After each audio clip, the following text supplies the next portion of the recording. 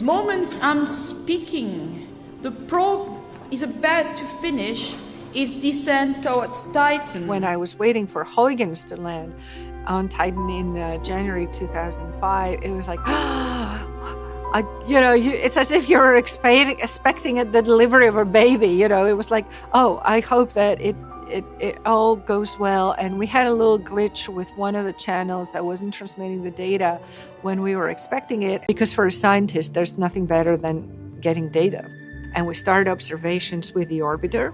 And then in Christmas, we launched the Huygens probe into Titan's atmosphere. I was a graduate student at the time studying Titan when Huygens made its descent. I even remember, we had a lot of bets going around. What was Huygens going to find? What was it going to measure? When we saw the first images that came back from the camera on board Huygens, we saw immediately that none of our models, none of our predictions, nothing in our imagination had prepared us for the diversity that we saw really on Titan's surface. The parachute opened from the Huygens probe around 100 miles above the surface, and then it was able to descend, kind of swaying slightly from side to side under its parachute, and actually ingest part of the atmosphere as it descended and kind of sniff these chemicals and determine some of the constituents of the atmosphere. And then it took images, especially as it got closer to the surface around 15-20 miles up, was able to see not only icy mountains but kind of carved river channels where there appears to be ancient flowing rivers of methane on Titan's surface.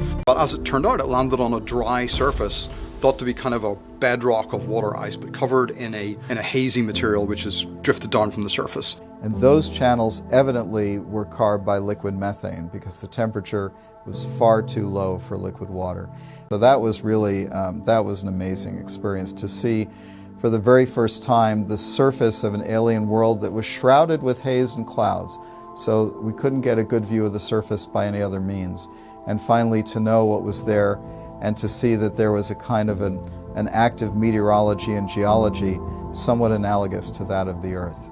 And when Huygens landed on the surface, was able to take the first images of the surface and see kind of pebbles of water ice strewn around the surface. It looked like kind of like an icy desert.